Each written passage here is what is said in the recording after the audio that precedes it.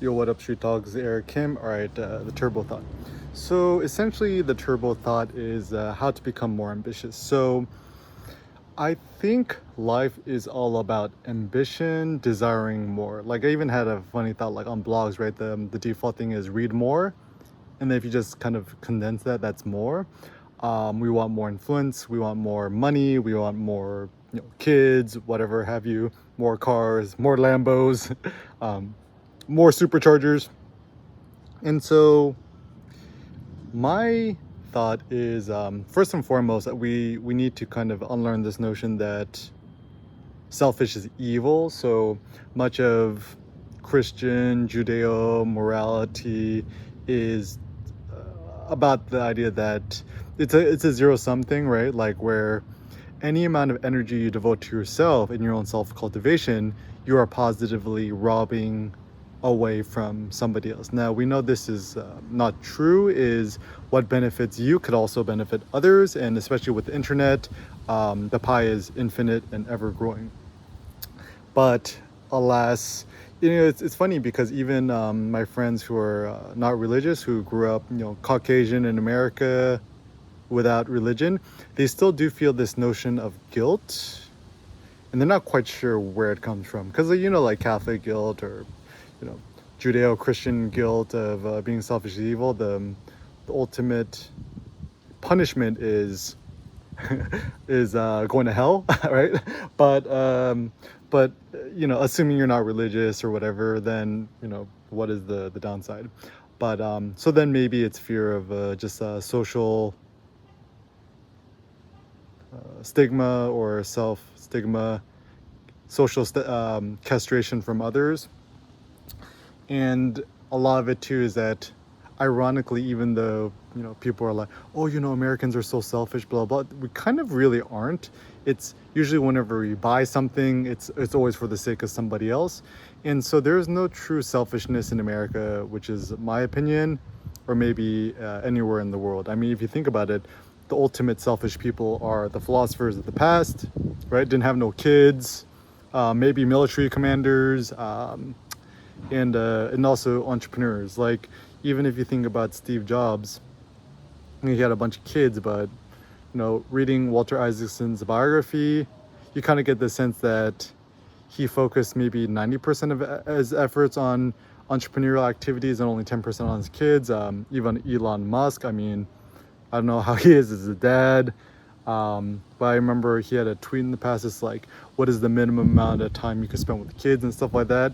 And so, even me becoming a new parent, with baby Seneca, now big boy Seneca.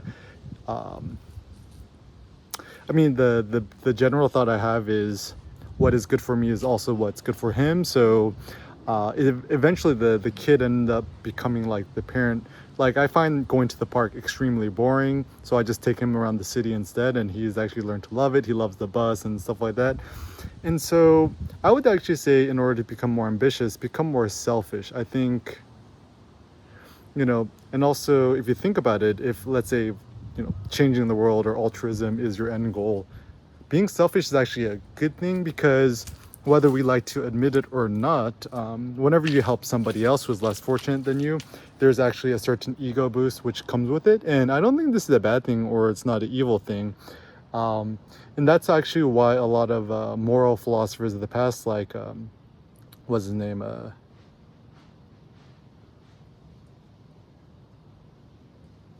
The French guy. Rofushikald, I don't know how to pronounce his last name, but essentially, pity is a vice. A lot of Romans thought this too, because when you pity somebody, you actually see them as below you. Even in Vietnamese, I learned that Cindy really doesn't like the phrase "ton yep," which is like, "Oh, you poor suffering thing," and so I find it very disrespectful, because if I was in a pitiable scenario, I wouldn't want other people to pity me. Certainly I would want maybe some sort of help, like, teach a man how to fish, right? Like, if I was in super dire circumstances, having some sort of small support from the government or others is good, but too much is bad. Even when I first got made redundant from my first job out of college, I think I collected like maybe 2 unemployment checks or something like that. But beyond that, I was just like, I didn't want any more. And even more recently during the the COVID thing, right? Getting free money from the government. I mean, yeah, sure, it was awesome, right? But I didn't really feel so good about it because I'm just like, I didn't do anything for this. And but anyways, so I think and also I think it's Nietzsche who came up with this notion that when you do share with other people or altruism, it's kind of more about your overwhelming super abundance, that it overflows within you, that when you're helping other people, it's not because you want to quote unquote help other people, but you're just so uber abundant and plentiful in your resources that you share as a consequence of your uber abundance rather than out of need.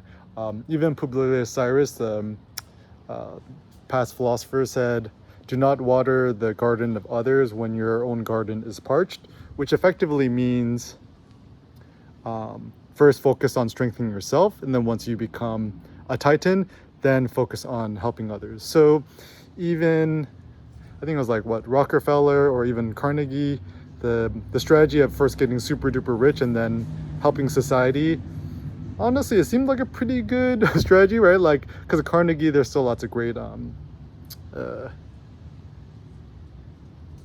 public libraries out there, and even though Bill Gates / Bill Gates Melinda Gates Foundation, it does seem a little bit weird or unsavory, the stuff they do. But I had two really good Latino girlfriends in college, Carla and Luz, who both were Gates Millennium Scholars who went to UCLA for free, right? So I mean, that alone, I think it's kind of worth it, regardless of all the conspiracy theories behind Bill Gates, whatever. So essentially, see yourself as an entrepreneur. Entrepreneur just means risk taker, or somebody who likes to go on adventures, who doesn't like the status quo. I think being an entrepreneur does not involve having to become a billionaire or make a bunch of money. You could be an entrepreneur without even wanting to make money. Even if you think about like Gandhi and Mother Teresa, in some ways they are kind of entrepreneurs in terms of humanitarian aid and helping other people. And even as a photographer, a simple way you could become more entrepreneurial and risk-taking is via negativa, like Nassim Taleb says, through what you decide not to do or what you decide to delete or prune. So one of the proudest things I am as a photographer in my photo life is in around 2017 deleting my Instagram. Shout out to Kanye West for inspiring me.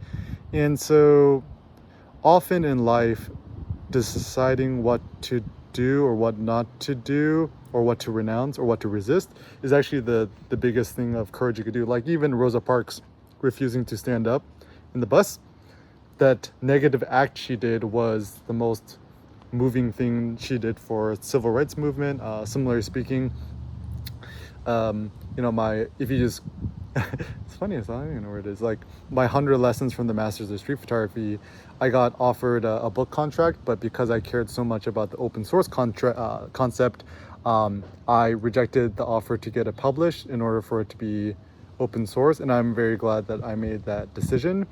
And so it does seem that go opposite is a good strategy. So for example, when everyone's super gaga about Instagram, not having an Instagram is a better flex. When people care about certain X, Y, and Z. Like, it's funny because like now everyone has a Tesla. I mean, I love Elon Musk, I love Tesla, I love the whole concept. But I'm like, maybe it's like a better flex now to have a gasoline car. But then again, it's also so basic because, everyone's going out and buying G-Wagons, AMGs, or, buying Range Rovers, whatever. Even that feels a little bit basic. So, it seems the ultimate flex is not having a car, even if you could afford it. Just Uber everywhere and use that money on getting a Costco membership, go to the Costco Business Center, and buying yourself a bunch of, beef short ribs, beef ribs, beef belly, don't know if they have beef fillet, beef brisket, whatever have you. Even nowadays, like, it's funny because like nowadays, if you're like intelligent or you're part of like, you know, kind of more woke or whatever, you're almost like not allowed to like meat, like you almost kind of assume everyone else is like either vegetarian, pescatarian, vegan, or like, you know, only eat meat once a week type of thing. You're not allowed to be like an open carnivore like I am. So even now when everyone's becoming all vegan, I'm like, man, if one day I opened up a restaurant, I just want it to be just like a pure carnivore restaurant, right? Like you just go to the Air Kim meat shack and you just only order brisket. And the way I'll be different is there are no carbs, no bread, no fillers, no rice, only meat. And the only sauce would be sugarless, you know, some sort of chili, hot sauce kind of thing. But anyways, so yeah, I think ambition's good. I think, you know, not wanting to be at home, preferring to be out and about in the world. Even Seneca now, he hates staying at the house. He always walks to his shoes, picks up the shoe, goes, and then tries to get me to put on his shoes to go out, and even grabs and picks up my shoes, and he's like, trying to get me to go out. So the more time you can spend connected to real reality, embodied reality, the better, in order to become more ambitious, set yourself audaciously huge goals. Like even one of my goals in life is I would like before I die to deadlift 700 pounds and maybe squat 600 pounds. You know, certainly without steroids or any weird stuff. Like one of the proudest moments I've had in my life thus far is when I deadlifted 475 pounds, sumo deadlift, mixed grip, with only chalk. I've never used a stupid weightlifting belt or straps. And also doing it fasted, no breakfast, no lunch. I've been just doing one massive meat meal a day for like the last 7 years.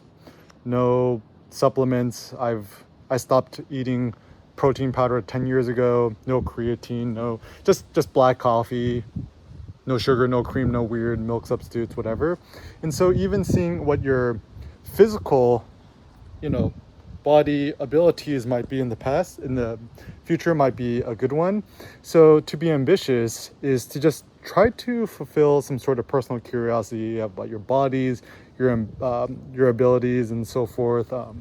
Generally a good thing is, you know, sun exposure. Be out in the sun as much as possible.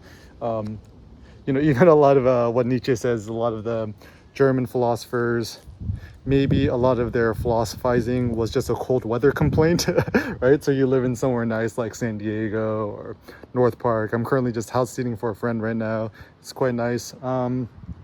Focus on your sleep. Try to sleep 8 to 12 hours a night. Restrict your coffee consumption after a certain time. Stop focusing so much on being productive. Get the right tools. I'm recording this on the iPad Pro.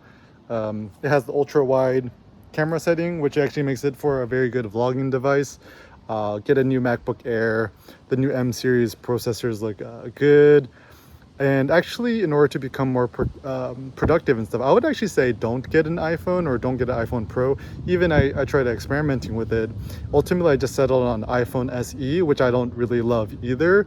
But it seems to be like, I mean, it's like, why are phones so expensive nowadays? All I need is the phone to GPS, to make FaceTime calls, and that's pretty much it. So I'm pretty happy with iPhone SE in that regard. Get an iPad Pro.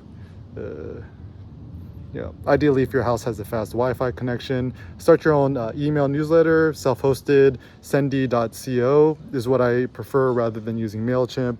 Self-hosted website, bluehost.com, install wordpress.org. Publish more. And what is the ultimate goal as a photographer, entrepreneur, whatever? I would say it's like become a stream. That a stream never stops streaming. It never stops flowing.